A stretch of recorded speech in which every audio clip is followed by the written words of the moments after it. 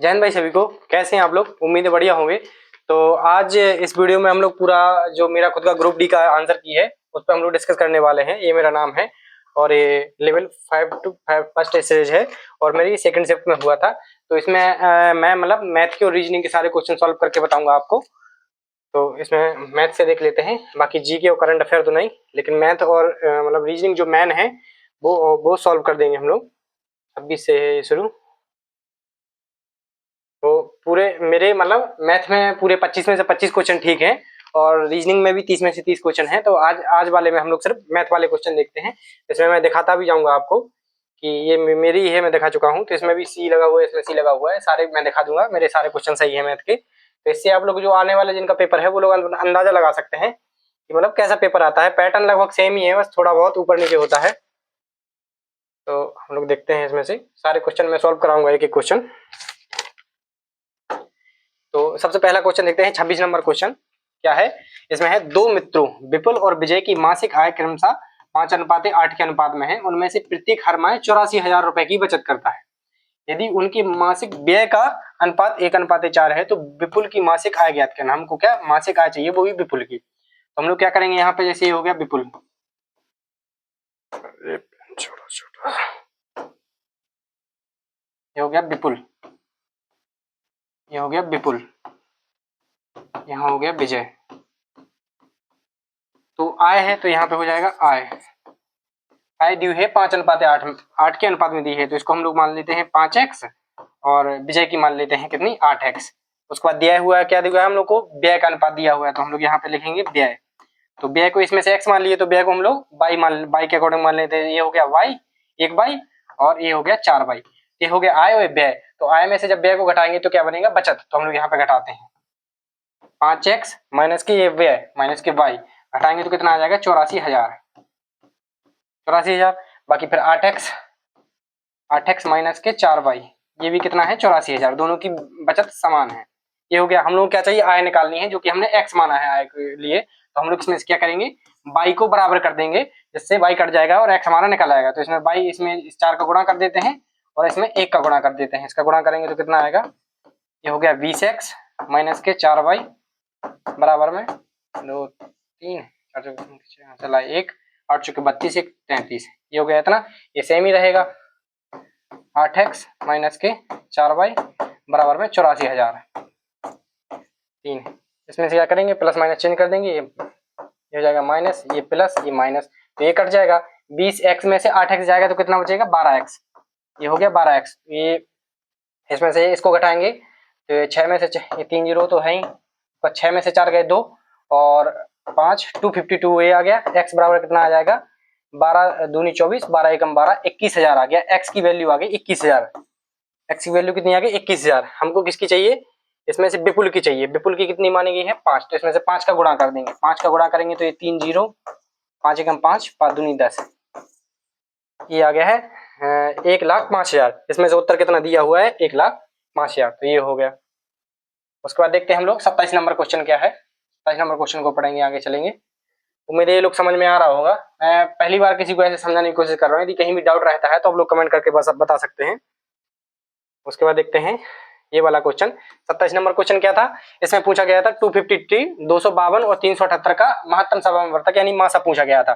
तो मासा कैसे निकालेंगे एग्जाम में, मतलब ऐसे लेने तो लग नहीं जाएंगे कि लिख के और फिर लेंगे।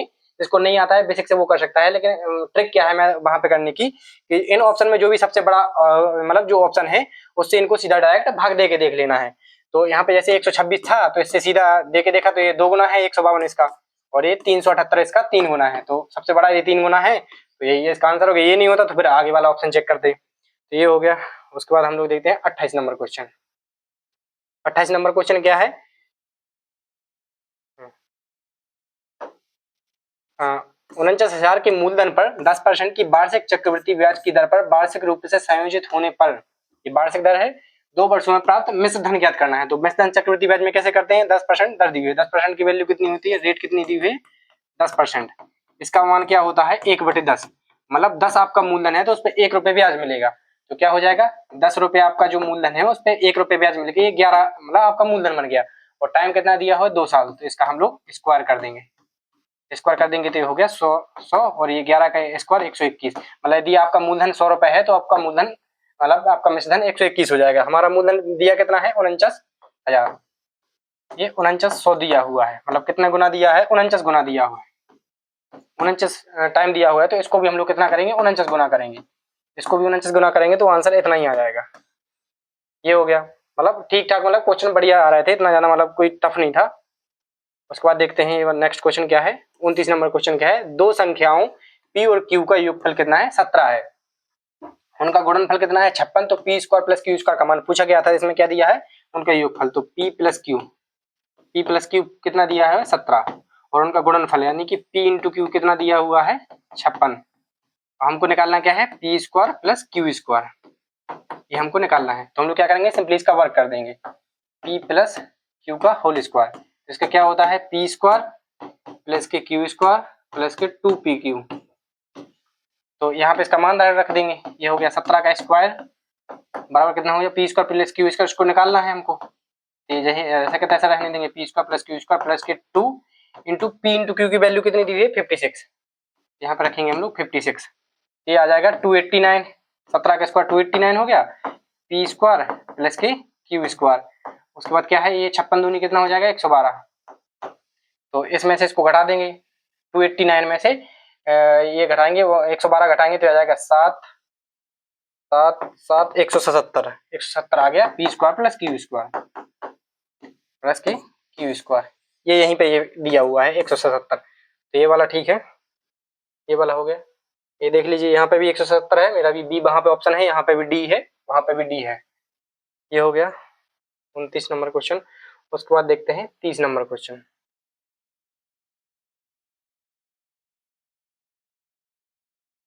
30 नंबर क्वेश्चन क्या है कि 6874 को तीन व्यक्तियों x, y और z के बीच बांटा जाना है। यदि x और y के हिस्से का अनुपात ये है और y और z के हिस्से का अनुपात 9:7 है तो y का हिस्सा ज्ञात करना है। इसमें दिया क्या हुआ है x अनुपात y का हिस्सा कितना दिया हुआ है 5:9। ये भी जैसे मैं समझा रहा हूँ तो थोड़ा टाइम लग रहा है, नहीं तो पेपर में बहुत सभी जितना मतलब पढ़ा और सीधे डायरेक्ट लिखना था। इसमें दिया है y अनुपात z का कितना दिया हुआ है 9:7। तो इसमें क्या है ये y सेम है, उधर भी 9:9 सेम है, तो इसमें सीधा निकल आएगा ये x अनुपात y अनुपात z।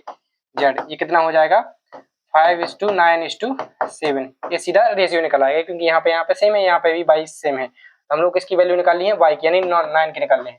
तो y की सीधी वैल्यू लेना है 9, यहाँ पे 9 है और टोटल यहाँ पे कितना दिया है 6874, 6874 दिया है। टोटल कितना हो रहा है 9 7 16 और 16 5 21 21 हो जाएगा। इसको 3 से काटेंगे, 3 7 21, 3 3 9, 7 से इसको काट देंगे, 7 7 9 63, 5 बट गया और 57, 7 8 56, 7 दूनी 14, 982 इंटू ये 3, तो इसको 3 कर देंगे तो 3 दूनी 6, 8 3 24 के 4 हासिल 2, 9 3 27 2 2946।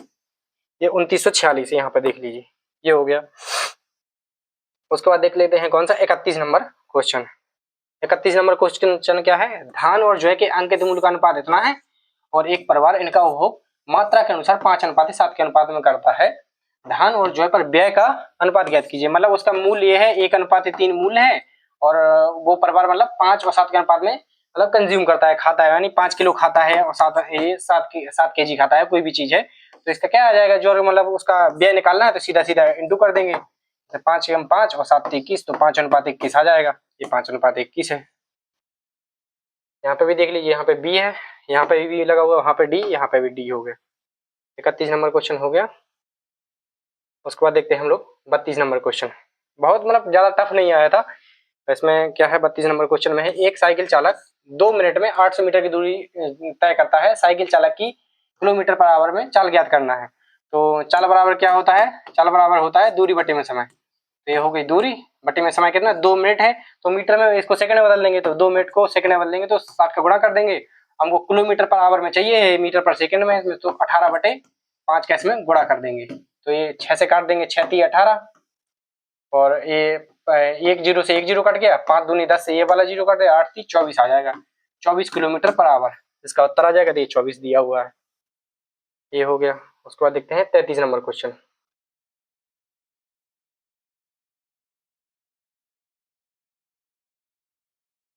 37 नंबर क्वेश्चन क्या है, 9 सेंटीमीटर त्रिज्या वाले किसी ठोस धातु के गोले को पिघलाकर समान आकार के 27 छोटे ठोस गोलों में ढाला गया है, एक छोटे गोले का पृष्ठीय क्षेत्रफल ज्ञात कीजिए। तो 9 सेंटीमीटर त्रिज्या वाला है तो सबसे पहले क्या करना पड़ेगा, पहले छोटे वाले की मतलब त्रिज्या निकालनी पड़ेगी। तो इसमें करते हैं, गोले का क्षेत्रफल आयतन क्या होता है 4/3 पाई आर क्यू। आर कितनी दी हुई है इसकी 9 का क्यूब, और इसका हम लोग त्रिज्या निकालना है तो इसका भी आयतन कितना है 4/3 पाई आर क्यू। आर हमको पता नहीं है, ऐसे कितने गोले हैं ये 27, तो 27 का मल्टीपल कर देंगे। ये 4/3 पाई से 4/3 पाई कट जाएगा, ठीक है। इस पर 9 को खोल दें, 9 इंटू 9, इसको कर देंगे आर क्यू इंटू 27। 9 से काटेंगे 9 3 27, 3 से काट देंगे 3 बार, तो आर क्यू बराबर कितना आ गया, ये 27 आ गया आर क्यू बराबर। तो आर बराबर कितना आ जाएगा 3। तो ये अभी क्या निकल आई है इसकी रेडियस, त्रिज्या निकल आई है। हमको क्या निकालना है पृष्ठीय क्षेत्रफल। पृष्ठीय क्षेत्रफल क्या होता है 4 pi R square, 4 pi R square. गोले का पृष्ठीय क्षेत्रफल का सूत्र क्या होता है 4 पाई स्क्वायर, मतलब फॉर्मूला बेस ही है। तो इसमें 4 हो जाएगा, पाई सेम ही रहना देना है क्योंकि इसमें आंसर पाई में दिया हुआ है। और त्रिज्या कितनी है 3, 3 का वर्ग हो जाएगा 9, तो 9 चौके 36 पाई, ये हो जाएगा 36 पाई, इसका आंसर आ जाएगा। यहाँ पे 36 पाई दिया हुआ है।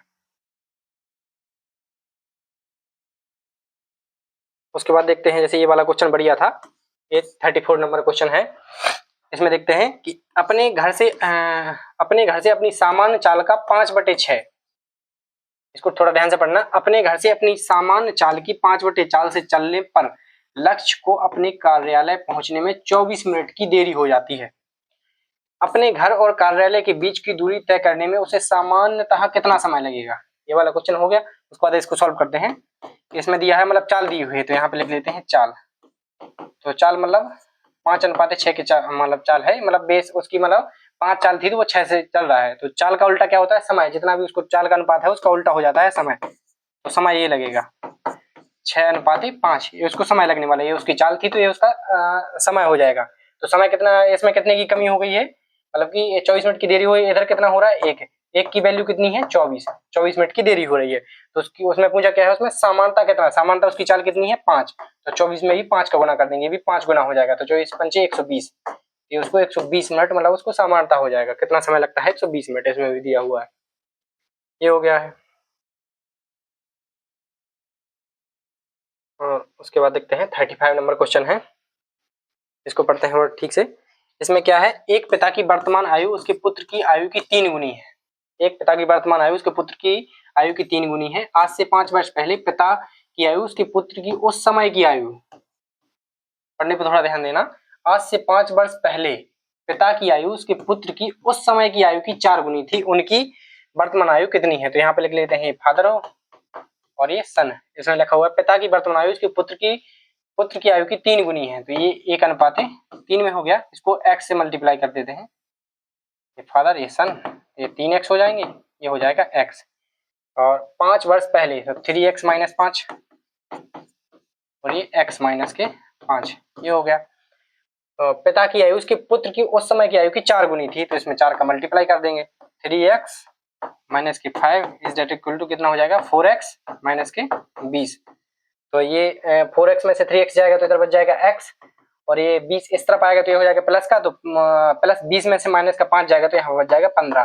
तो x की वैल्यू कितनी आ गई 15। तो हमने जो पूछा क्या है, उनकी वर्तमान आयु। वर्तमान आयु क्या थी 3:1 के अनुपात में थी, तो लड़के की आयु हो जाएगी 15, पिताजी की आयु हो जाएगी 15 थी 45। तो 15 और 45 इसका आंसर हो गया। इतना टफ नहीं था, बाकी पेपर ठीक है। इससे 2-4 क्वेश्चन थे जो थोड़ा बहुत डिस्टर्ब करते, बाकी ठीक था इसका। ये 36 नंबर क्वेश्चन देखते हैं हम लोग। 36 नंबर क्वेश्चन है, 3 सेंटीमीटर की कोर वाले घन से बनाए जा सकने वाले सबसे बड़े गोले का आयतन। तो गोले के आयतन का सूत्र क्या होता है 4/3 pi R cube, 4/3 pi R cube. तो जैसे ये घन है तो इसमें क्या है गोला बनाना है, तो गोला कितना ये बड़ा बनाएंगे, तो जो इसकी पूरी त्रिज्या है उसका आधा, मतलब इसकी जो त्रिज्या है इसकी पूरी जो लेंथ रहेगी उसका आधा ही बनेगा। तो इसकी कोर कितनी है 3 सेंटीमीटर, इसकी त्रिज्या कितनी हो जाएगी 1.5, यानी 3/2 हो जाएगी। इसकी जो त्रिज्या है वो 3/2 हो जाएगी। बस ऐसे मान रख देना है 4/3 पाई और 3/2 इसका क्यू। इसको सॉल्व कर देना है, 4/3 ये पाई 3/2 इंटू 3/2 3 बटे 2। जैसे यहाँ इस 3 से ये 3 कट जाएगा, 2 2 4 से 4 चक कट जाएगा, 9 बटे में 2 यानी 4.5 पाई। यहाँ पे ये 4.5 पाई ये हो गया। बाकी यहाँ मैं इसको दिखा भी देता हूँ क्योंकि मेरे सारे सही हैं। डी हो गया, इसमें भी है, उसमें भी है, मैथ के मेरे पूरे सही हैं और रीजनिंग भी पूरा सही है। ये हो गया। उसके बाद ये वाला क्वेश्चन देखते हैं। बहुत इजी क्वेश्चन आया था इसमें, जैसे ये वाला क्वेश्चन है, ये भी है, इसमें है 5 सेक स्क्वायर थीटा माइनस के 5 टेन स्क्वायर थीटा। तो इसमें सिंपली क्या करना है, 5 कॉमन ले लेना है, sec square theta minus tan square theta. तो इसमें से sec square theta minus tan square theta का मान 1 होता है, तो 5 इंटू 1 बराबर हो गया 5। ये 5 आंसर दिया हुआ है। 37 के बाद देखते हैं 38। ये क्वेश्चन बढ़िया है, सिर्फ ये वाला बढ़िया आया था कि इसमें मतलब क्या है, जो परसेंट में जो छूट है उन मतलब 3 छूट दी गई थी, उनको एक साथ में पूछा गया था। 23%, 11% और 29% की क्रमिक छूट के लिए एकल समतुल्य छूट, मतलब एक छूट निकाला है, 3 छूट दी गई। तो इसका सूत्र क्या होता है, मान लीजिए x है, ये y है, ये z है, तो इनका सूत्र होता है x plus y plus z। ये हो गया minus X Y upon 100 plus, या फिर ऐसे भी कर सकते हैं इसमें X Y plus Y Z plus Z X upon 100। ये हो गया। उसके बाद प्लस फिर तीनों को गुणा कर देना है, एक्स वाई जेड बटे में 10,000। ये इसका फॉर्मूला है, जब 3 दिए होते हैं तब इनका ये फॉर्मूला है। इसमें वैल्यू रख देना है 23 प्लस 11 प्लस 29, इसमें से माइनस कर देना है, इनका इनटू कर देना है।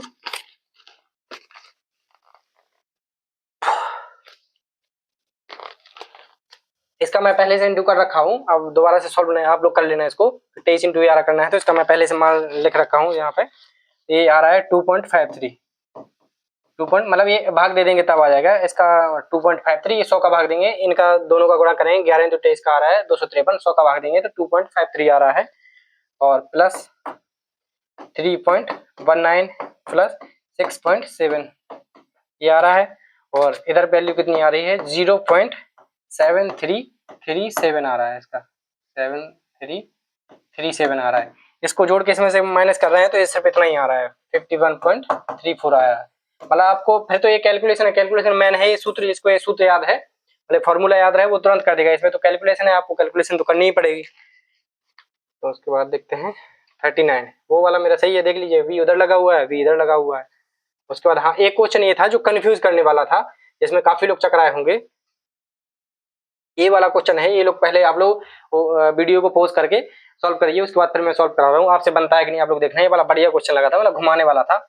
इसका क्वेश्चन क्या है, अभाज्य युग्म संख्याओं का योग 36 है, मतलब योग 36 है, उन अभाज्य युग्म संख्याओं का गुणनफल ज्ञात कीजिए, और 4 ऑप्शन दिए हुए। ये 4 ऑप्शन है, पहले आप लोग वीडियो को पॉज कर लीजिए और बताइए। तो इसमें से क्या है, ये 203 है, 203 का जब आप लोग फैक्टर निकालेंगे तो इसका फैक्टर आ रहा है कितना, 7 और 29 आ रहा है। ये इन दो संख्याओं के मतलब गुणनफल से ये बन रहा है। 203 का ये है, और ये 155 का कितना आ रहा है, 155 का आ रहा है 5 और 31, 7 29 5 31, और 299 का कितना आ रहा है, 299 का आ रहा है 13 और 23, और 323 का कितना आ रहा है 17 और 19। जो मतलब डेप्थ में पढ़े होंगे, थोड़ा ठीक से पढ़े होंगे इसको कि अभाज्य युग्म, वो लोग इसको कर पाए होंगे, क्योंकि जिसने पहले क्वेश्चन किया होगा अभाज्य युग्म चाहिए, तो अभाज्य है, 7 भी अभाज्य है, 29 भी अभाज्य है, और योग 36 चाहिए, तो 29 और 7 का योग भी 36 है। तो बस पहला को मारे होंगे, वो बढ़ गए होंगे। लेकिन आप सभी का देख लीजिए, इनमें सभी अभाज्य भी है, 23 भी अभाज्य, 5 भी है, 13 23 17 सभी अभाज्य भी है, और सभी का योग भी 36 आ रहा है। तो मेन चीज कहाँ छुपी हुई है, अभाज्य युग्म में छुपा हुआ। अभाज्य युग्म वो होते हैं जिनका अंतर 2 होता है, जिन दो संख्याओं का अंतर 2 होता है, वो होते हैं अभाज्य युग्म। तो इसका आंसर डी था, 323। ये वाला भी मेरा सही है, ये था डी। मैं भी पहले ये वाला मार रहा था जल्दी जल्दी में, लेकिन आगे सॉल्व किया तब जाके पता चल गया कि इसमें फंसाया गया है। ये वाला बढ़िया क्वेश्चन था। उसके बाद हम लोग क्या करेंगे, ये वाला क्वेश्चन सॉल्व करते हैं। इसमें क्या दिया हुआ है, इसको मतलब 0.2 की पावर में निकालना है। ये पूरी वैल्यू दी है, तो सबसे पहले इसको देख लेना है कि 0.2 की पावर में निकालना है एक्स, तो एक्स का वैल्यू चाहिए, तो इसको सभी को 0.2 की पावर में कन्वर्ट कर देते हैं। तो 0.4 है, तो इसको 0.2 में बदल देते हैं, तो इसको क्या हो जाएगा, ये 0.2 की पावर कितना हो जाएगा, ये पावर 4 आ जाएगा, ये 0.2 की पावर 4, ये इधर क्या है भाग है, ये 0.2 की पावर 3 आ जाएगा, 0.2 की पावर यहाँ पे ये आ जाएगा 4, 0.2 की पावर आ जाएगा 3 इंटू 0.2 की पावर ये 6 दिया हुआ है। तो गुणा में घातें घट जाए, ये जुड़ जाएंगी, तो 0.2 की पावर कितना हो जाएगा, ये 10, 6 + 4 10 बटे में कितना है 0.2 की पावर 3, तो बराबर कितना आ जाएगा 0.2 की पावर 7। ये 10 में से 3 जाएंगे तो 7 बच जाएगा। इसके इक्वल में कितना दिया हुआ है 0.2 की पावर x, तो x की वैल्यू चाहिए, तो यहाँ पे 7 है, तो x की वैल्यू 7 आ जाएगी जो यहाँ पे दी हुई है। ये हो गया। उसके बाद देखते हैं हम लोग कितना 41 नंबर 41 नंबर क्वेश्चन क्या कह रहा है, x कार आदेश को 15 दिनों में पूरा कर सकता है और y उसी कार आदेश को 12 दिनों में पूरा कर सकता है। ऐप की मदद से उन तीनों ने कार को 5 दिनों में पूरा कर लिया है। ऐप को अकेले कार पूरा करने में कितने दिन लगेंगे? तो इसमें क्या होगा, x एक कार को कितने दिन में कर रहा है 15 दिन में कर रहा है, y कितने दिन में कर रहा है 12 दिन में कर रहा है, और ऐप की मदद से मतलब x + y + f इन तीनों ने उसको कितने दिन में किया है 5 दिनों में पूरा किया है। तो इनसे भी कैल्शियम ले लेना है, ये एलसीएम आ जाएगा 60, तो 12 15 चौके 60, 12 पंचे 60 और 5 से काटेंगे तो ये आ जाएगा 12, मतलब x की वैल्यू आ गई 4, y की आ गई 5, तो यहाँ पे रख दीजिए 4, ये हो गया 5, तो 5 4 9, 12 में से 9 जाएंगे तो f की वैल्यू कितनी आ जाएगी 3, ये 3 आ गया, तो 3 से सीधा इसमें से दे देना है कि ये मतलब f अकेले उसको कितने दिन में करेगा, तो पूरा काम कितना है 60 और f की एफिशिएंसी कितनी है 3, तो 3 से इसमें से भाग दे देंगे तो आ जाएगा 20, इसका आंसर आ गया 20। तो आप लोग देखते रहिए इसमें से, मतलब कहीं भी यदि आपको डाउट लगता है तो आप लोग कमेंट करके बता सकते हैं, कहीं पे भी यदि कोई भी डाउट है, वैसे डाउट तो नहीं रहना चाहिए। पेपर मतलब लगभग जहां तक है मतलब इजी था, इतना ज्यादा हार्ड नहीं था, जो थोड़ा बहुत भी प्रैक्टिस किए होंगे, और लगभग हर शिफ्ट में ऐसे ही आ रहा है, थोड़ा बहुत क्वेश्चन ऊपर नीचे आ रहा है, 2 से 3 क्वेश्चन है जो मतलब थोड़े मतलब दिमाग लगाने वाले हैं, बाकी सब मतलब नॉर्मली हो जाएंगे जो थोड़ी भी तैयारी किया हो। इसमें क्या है, एक थोक विक्रेता ने 15,000 का माल खरीदा, उस पर खुदरा विक्रेता को 20% लाभ पर बेच दिया, खुदरा विक्रेता 20% लाभ पर बेच दिया, खुदरा विक्रेता ने ग्राहक को वह माल 25% लाभ पर बेच दिया, ग्राहक को के लिए अंकित मूल्य कितना था, तो इसको सॉल्व करेंगे।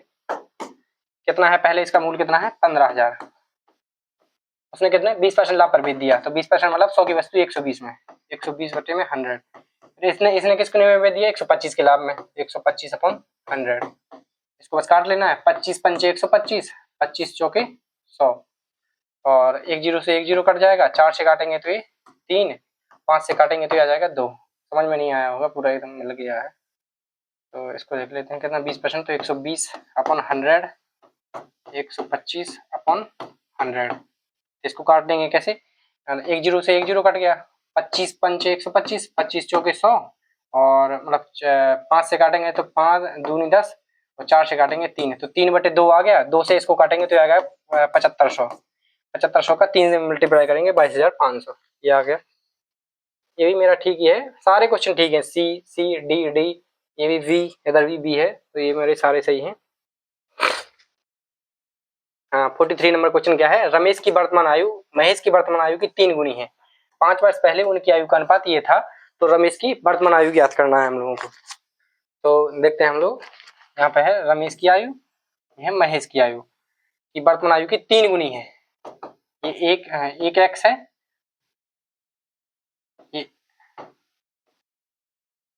ये x है, तो ये 3x है, मतलब 3 गुना है, और उनकी ये कितना था 5 वर्ष पहले, तो 3x माइनस के 5 और x माइनस के 5, ये हो गई उनकी 5 वर्ष पहले, उनकी आयु का अनुपात कितना था 4:1 था, तो 3x माइनस के 5 बटे में x माइनस के 5, इनका अनुपात कितना है 4:1, तो इसका क्रॉस मल्टीप्लाई कर देंगे तो कितना है 3x माइनस के 5 बराबर 4x माइनस का 20। ये मतलब एक पहले भी क्वेश्चन आया है सेम, बस इसका मतलब लैंग्वेज बदल दी गई है, बाकी ये देख लीजिए सेम आएगा, इसका 15 आंसर 45 आंसर आ रहा है, ये जाएगा 3x उस तरफ से बचेगा x, और प्लस 20 इस तरफ आएगा तो ये प्लस का हो जाएगा तो बचेगा 15, x की वैल्यू कितना आ गई 15, रमेश की वर्तमान आयु पूछिए, रमेश की कितनी है 3x, तो 3 का मल्टीप्लाई कर देंगे, 3 इंटू 15 कितना आ जाएगा 45 वर्ष। ये 45 वर्ष दिया हुआ है। जब लैंग्वेज बदली है, बाकी क्वेश्चन ही रिपीट कर दिया है वही वाला। ये हो गया, देख लीजिए इसमें भी बी, ये भी बी है और इधर भी बी है। ये वाला क्वेश्चन भी थोड़ा बढ़िया है। इसमें देखिए सुधा का खर्च उसकी बचत से 150% अलग है, तो हम लोग देख लेते हैं। जैसे यहाँ पे हो गई ये आय, आय बराबर क्या होता है आपका खर्च प्लस बचत, ये होता है। तो इसमें से देख लेते हैं, आय मतलब 100% मान लेंगे। इसमें क्या दिया है, उसके सुधा का खर्च उसकी बचत का 150% है, अधिक है। तो ये बचत यदि 100 है तो उसका बचत, उसका खर्च उसकी बचत का, तो खर्च 150 अधिक है, इसका 150% 150 का अधिक है, मतलब 100 से 150% अधिक है, यानी 250। ये 250 है, टोटल जोड़ देंगे कितना हो जाएगा, तो उसकी आय कितनी होगी 350। तो अब क्या देगा, यदि उसका खर्च 7% कम हो जाता है, तो खर्च 7% कम हो जाता है, इसका 7% कितना हो गया, इसका 7% हो जाएगा, मल्टीप्लाई करते हैं 7% इसकी 5 असला 3 14 3 17.5, इसका 7%। तो इसका मतलब खर्च 7% कम हो रहा है, तो खर्च का 7% ये आ गया, और बचत 21% बढ़ जाती है। तो बचत 100 है, 100 का 21% कितना हुआ 21। तो ये कम हो रहा है, ये कम हो रहा है तो ये माइनस में, ये ज्यादा हो रहा है तो प्लस हो जाएगा। तो 21 में से ये 7.5 जाएगा, तो कितना बचेगा 3.5 वो भी प्लस का। तो इतनी ये उसकी आय बढ़ जाएगी। तो 350 का कितना परसेंट हुआ, मतलब तो उसकी आय में कितने परसेंट की वृद्धि हुई, तो 350 का 10% होता है 35, 1% होता है 3.5, तो ये आंसर है 1%।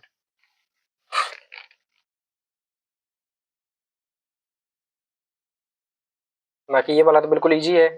इसमें क्या है, निम्नलिखित आंकड़ों का बहुलक पूछा है, तो बहुलक मतलब कितनी बार आया है, तो 53 ही है इसमें। 53 1 2 3 4 4 बार आया है, और 4 बार और कोई होगा ही नहीं। 47 भी नहीं आएगा, कोई नहीं होगा, ये तो इजी है। हाँ, ये वाला थोड़ा क्वेश्चन सॉल्व करने वाला है, ये भी मतलब इजी है। एक बंटन का बहुलक 21 है, माध्य 60 है, इसकी माध्यिका का मान ज्ञात कीजिए। तो इसका एक फॉर्मूला होता है जो कि बहुत ज्यादा इंपॉर्टेंट है, ये मतलब हर शिफ्ट में आया ये वाला क्वेश्चन। तो बहुलक माध्य माध्यिका से तो आया ही है। तो बहुलक बराबर सूत्र क्या होता है, 3 गुणे 3 इंटू माध्यिका, 3 इंटू माध्यिका माइनस 2 गुणे माध्य। बस ये सूत्र जिसको आया है उसका आ जाएगा, नहीं तो नहीं आएगा। बहुलक की वैल्यू कितनी है 21, और माध्य दिया हुआ है 60, तो माध्यिका की वैल्यू ज्ञात करना है, तो 3 इंटू एक्स मान लेते हैं माध्यिका को, माइनस के 2 इंटू, और ये माध्य दिया हुआ है 60, ठीक है। ये कितना हो जाएगा 120 है, 120 इस तरफ आएगा तो प्लस का हो जाएगा, तो 21 प्लस 120 बराबर में ये आएगा 3x। ये कितना हो जाएगा 141 बराबर में 3x। तो x की वैल्यू कितनी आ जाएगी, ये आ जाएगी 47। मतलब पूरा खेल इस सूत्र का था। ये वाला सूत्र बहुत ज्यादा इंपॉर्टेंट है, इसको नोट कर लीजिए, बहुत ज्यादा पूछा गया है, हर बार पूछा जा रहा है ये। और जैसे ये वाला क्वेश्चन है, ये थोड़ा बढ़िया है, अब ठीक है, इसको ज्यादा मतलब इसमें ज्यादा टाइम नहीं देने वाला था ये वाला। ये वाला देते हैं, जैसे 606 रुपए अंकित मूल्य वाली कोई वस्तु को 304 में बेच दिया गया है, यदि छूट प्रतिशत कितना था। तो इसमें से क्या करना है, कुछ लोग सॉल्व नहीं करना है। जैसे 304 में बेचा गया है तो कितना छूट दिया है, 606 में से 304 माइनस करेंगे तो कितना आ रहा है 302 आ रहा है, मतलब 302 की छूट दी गई है। तो छूट किस पे, अंकित मूल्य पे दी गई है, तो 302 की छूट दी गई है कितने पे, 606 पे। तो 606 पे, इस पे थोड़ा दिमाग लगाना है कि इसका 606 का 50% मतलब आधा, 50% कितना होता है इसका, 50% होता है 303। 303 से सिर्फ एक कम है, यानी 50% से थोड़ा सा कम। तो मैं सीधा सोचना था कि ये तो ज्यादा है तो ये नहीं होगा, ये भी ज्यादा है तो ये नहीं होगा, और थोड़ा सा कम चाहिए तो ये तो बहुत ज्यादा कम है, तो इसलिए 49.83% सीधा आंसर है, इतना ज्यादा सोचना ही नहीं था इसमें।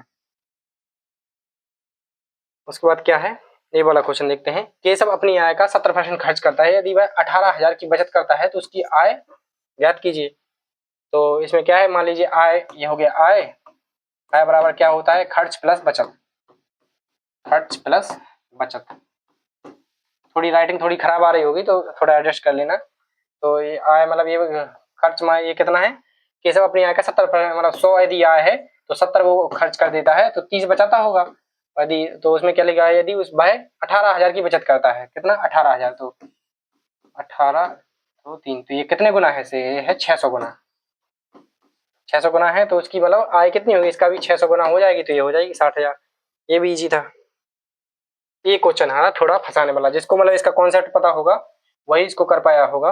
बाकी ये वाला क्वेश्चन थोड़ा सा ये है, इस क्वेश्चन को एक बार आप लोग पढ़िए, उस पर थोड़ा सॉल्व करने की कोशिश कीजिए, क्योंकि यही वाला क्वेश्चन थोड़ा ठीक है, ये कॉन्सेप्ट है इसमें, तो पढ़ते हैं इसमें क्या है।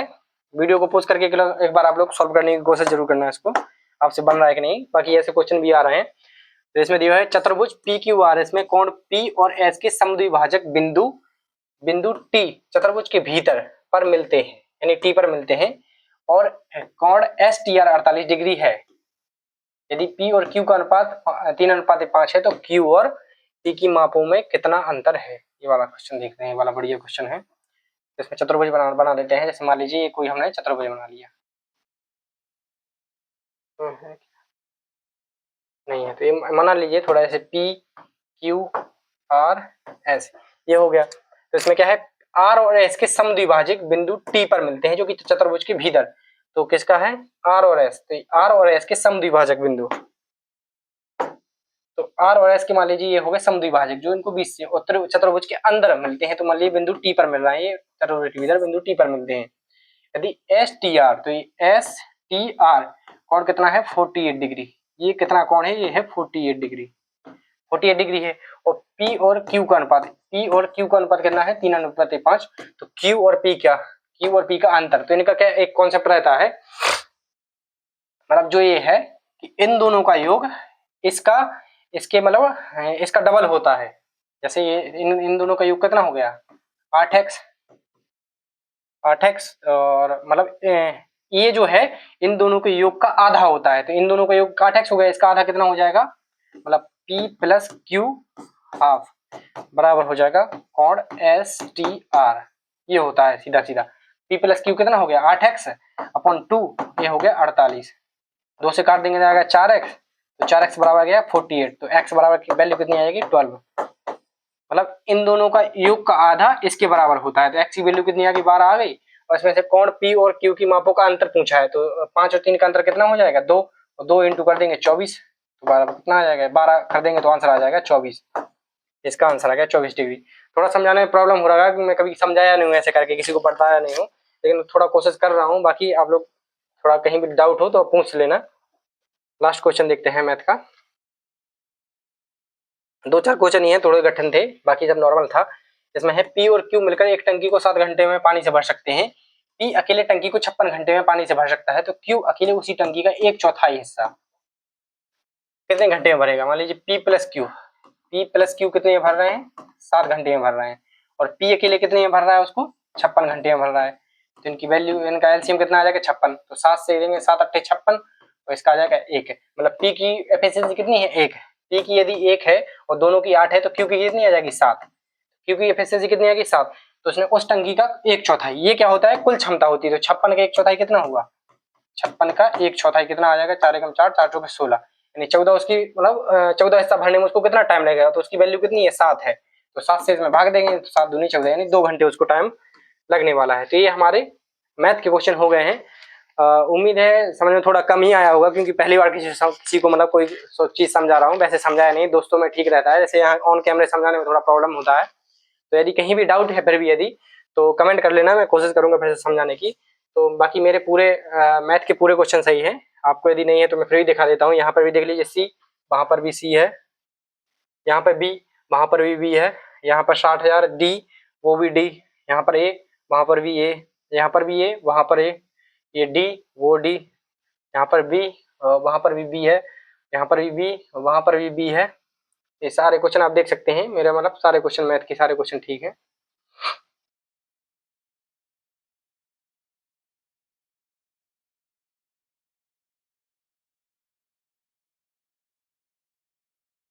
ये मैथ के हो गए, और नेक्स्ट वीडियो में मैं आपको रीजनिंग के सॉल्व कराने वाला हूँ। रीजनिंग है ये सारे क्वेश्चन, रीजनिंग के भी मेरे सारे क्वेश्चन ठीक है। 30 का 30 क्वेश्चन मेरा रीजनिंग का भी ठीक है, मैथ के 25 क्वेश्चन ठीक है। तो मतलब 55 तो ये मेरे ओवरऑल ही है। ये आपको करके जाना है, इसी का आपको प्रैक्टिस करना है, सिलेक्शन इसी से होने वाला है आपका। इसमें भी देख लीजिए मेरे सारे क्वेश्चन ठीक है, बस इसको मैं नेक्स्ट वीडियो में समझाऊंगा। इसमें यदि कहीं पे थोड़े बहुत दिक्कत आ रही होगी तो थोड़ा एडजस्ट करना आप लोग, बाकी कमेंट करके बताना कहाँ थोड़ा डाउट लग रहा है आपको, तो वहां मैं अगली बार से और बढ़िया करने की कोशिश करूंगा। थैंक यू, जय हिंद।